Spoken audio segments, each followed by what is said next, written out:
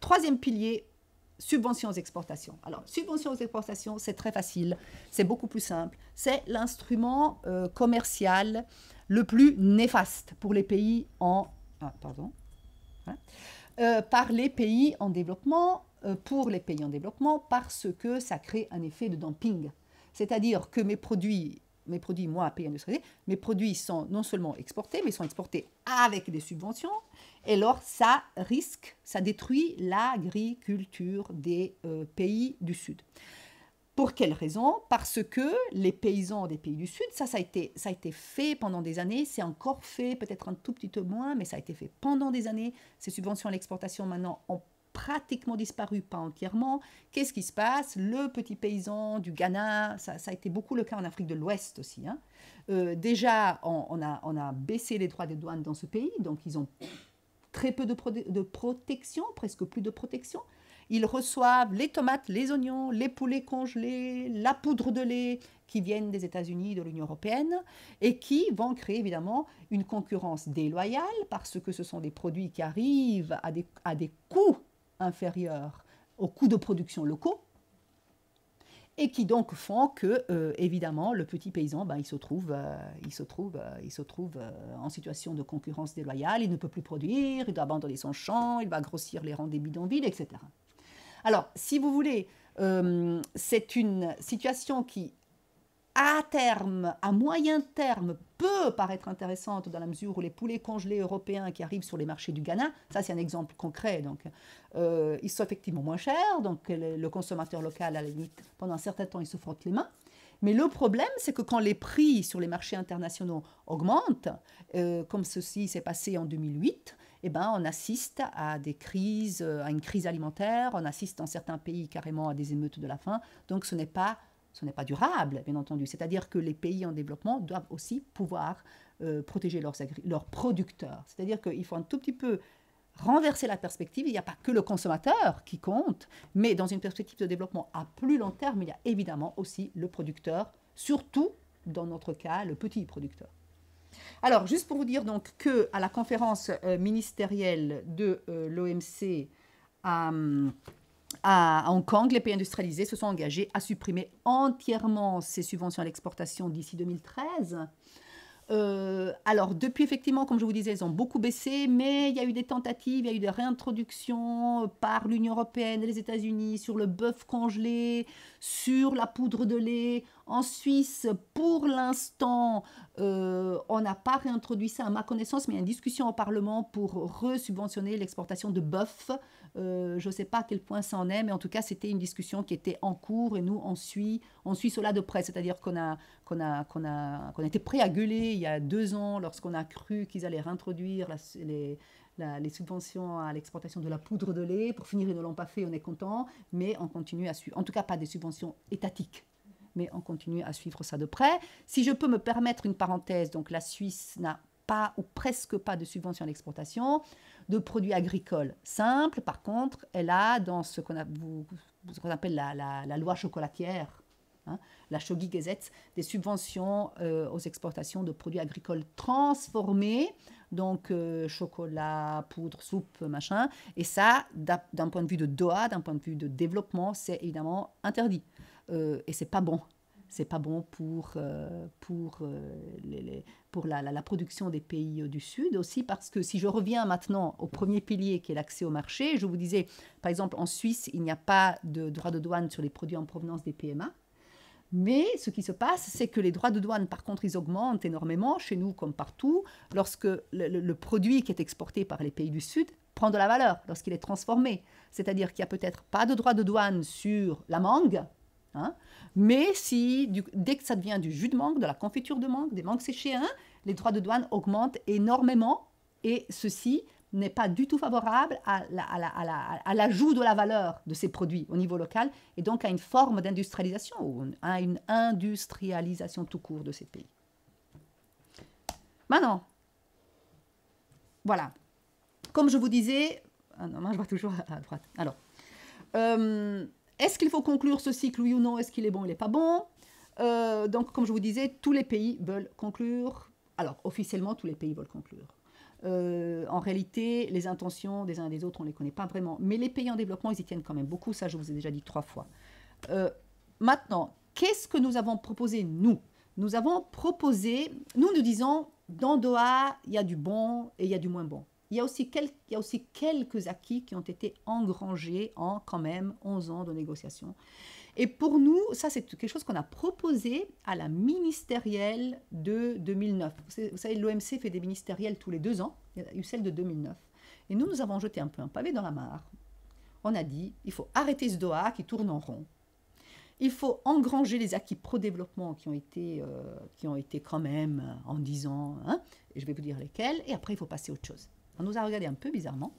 Il se trouve que Pascal Lamy, je ne dis pas qu'il nous a entendus, je ne prétends pas ça, mais a proposé la même chose, presque la même chose, à la ministérielle de 2011, celle qui a eu lieu donc, il y a quelques mois. Ça n'a pas marché. Nous, qu'est-ce qu'on a proposé? On a proposé, il y a des choses qui sont bien. Par exemple, cette interdiction des subventions à l'exportation, il faut la conserver. Il ne faut pas l'acheter. Il faut la conserver. Ou bien la réduction de ces soutiens internes. Ah, j'ai trouvé le trade distortion, qui a un effet de distorsion sur les échanges. Ça, il faut conserver. La facilitation du commerce par la réduction des entraves techniques et bureaucratiques. Bon, ça, on n'en a pas parlé et ça se discute aussi pas mal. Donc, l'accès au marché libre de droits et de contingents, donc duty free, quota free pour les pays les moins avancés, ça c'est bien, il faut le garder. Ça n'a rien à voir avec l'agriculture, donc je ne vais pas vous en parler. Et ce qui s'est passé, c'est que lors de la ministérielle, Pascal Lamy, qu'est-ce qu'il a fait? Il a essayé d'avoir, justement, de ramasser les quelques éléments pour les PMA. Il a dit justement, duty free, quota free, 97% pour les PMA. Il a dit interdiction, est-ce qu'il y avait l'interdiction de subvention à l'exportation? Non, ça, il n'y avait pas. Il y avait le coton dont je ne vous parle pas parce que nous, on parle de sécurité alimentaire. Le coton, ça fait partie des produits agricoles, mais ça ne se mange pas. Donc, on ne va pas parler de coton, en tout cas pas maintenant. Mais il avait proposé donc de moissonner, ça c'est le mot bien trouvé cette fois, de moissonner les acquis en matière de coton. Et il avait proposé quelque chose sur les services. Alors, ça paraît tout simple, ça paraît tout bête, ça paraît rien du tout. On se dit quand même, pour les pays les plus pauvres, on pourrait faire ça. Ça n'a pas été accepté. Alors, la Suisse était pour, l'Union européenne aurait été pour, les États-Unis ont dit non. Parce que les États-Unis, cette histoire de 97% sur les produits des PMA, ils ne veulent pas en entendre parler parce que il y a notamment le coton et les produits, le coton en provenance du Bangladesh, du Cambodge, des produits textiles, ils ne voulaient pas entendre parler de ça.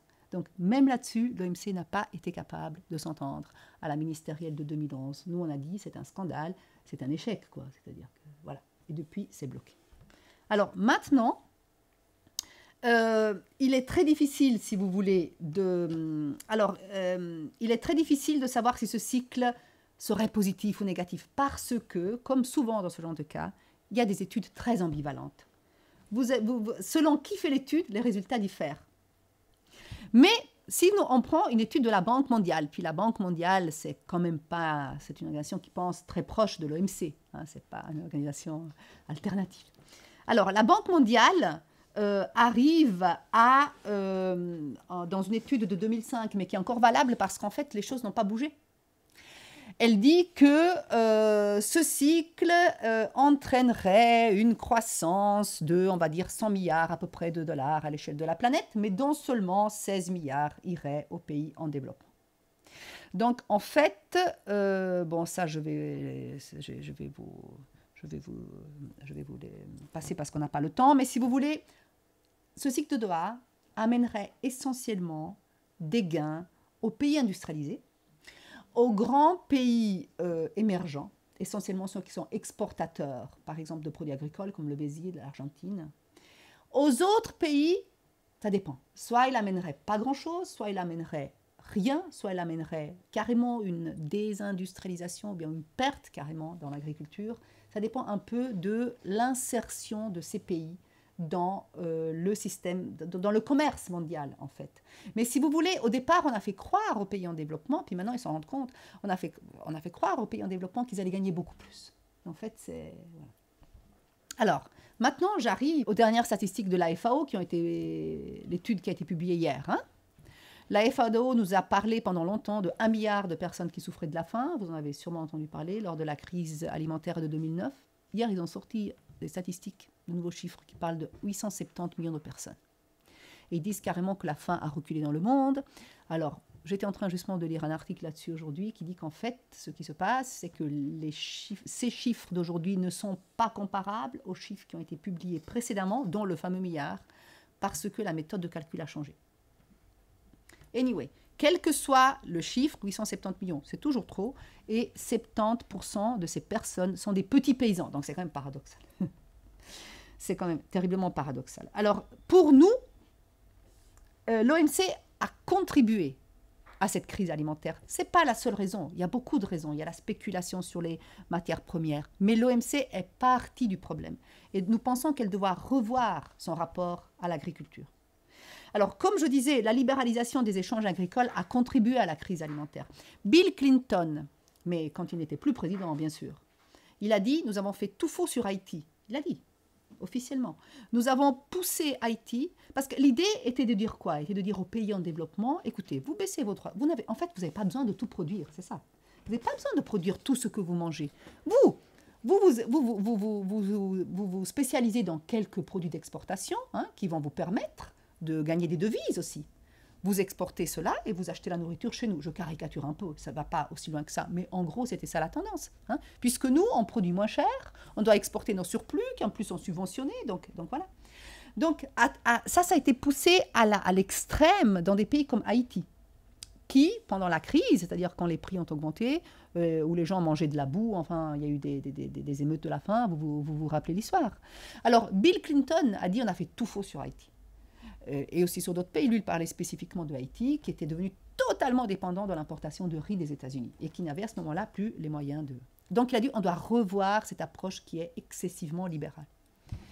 Donc, voilà, donc c'est ce que je disais, le régime commercial actuel rend donc ces pays en développement trop dépendants du commerce international. Parce que hausse des importations égale chute de prix, menace pour les petits producteurs. Et à l'inverse, quand les prix augmentent sur les marchés internationaux, eh ben, ça crée des pénuries et ça peut créer des émeutes de la faim comme nous les avons connues, espérons que ça ne revienne pas. Aussi, il y a un autre problème, l'orientation de la production vers les marchés étrangers. Vous savez, aujourd'hui, on parle beaucoup de ces global value chains, de ces chaînes... ouais. Voilà, de la production mondialisée, de ces chaînes de valeur mondialisées. Les pays sont appelés à s'insérer dans ces chaînes globales de production. Mais en fait, qui arrive à s'insérer? Seulement les paysans qui s'en sortent le mieux, les paysans qui ont le plus de moyens, les paysans qui... Vraiment les petits paysans, les paysans ils restent exclus.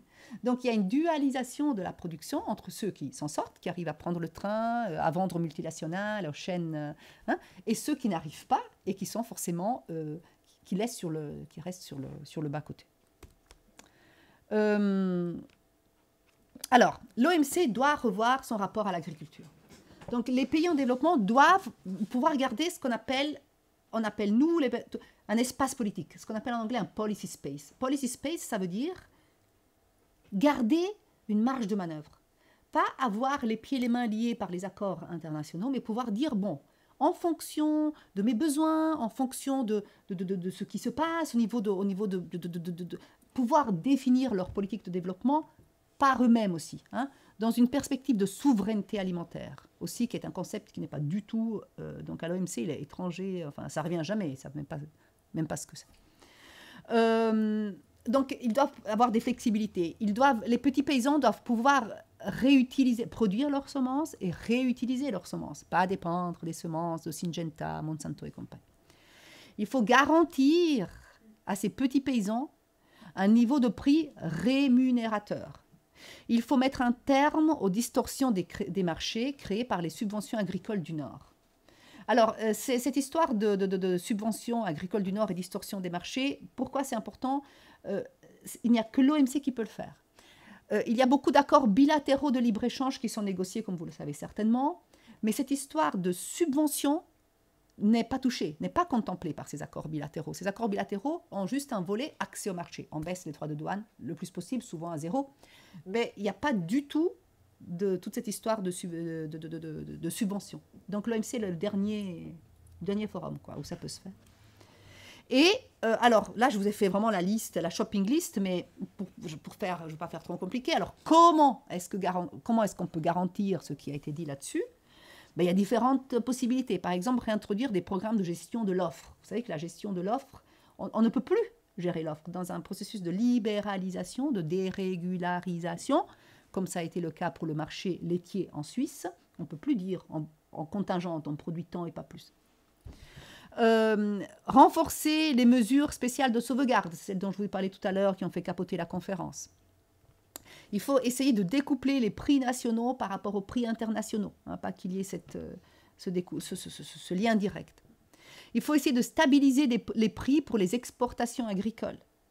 Et il faut rétablir des accords, ça existait dans le temps, ça n'existe plus, des accords de stabilisation de certains produits de base, café, cacao, etc., les produits les plus importants, pour donner aux paysans, aux producteurs, une certaine prévisibilité, une certaine assurance, une certaine sécurité, et pour qu'ils soient incentivés, pour qu'ils soient motivés à produire, quoi, à rester et à produire aussi des cultures vivrières et pas seulement les cash crops, les cultures d'exportation qui permettent d'obtenir des devises. Fini. Merci.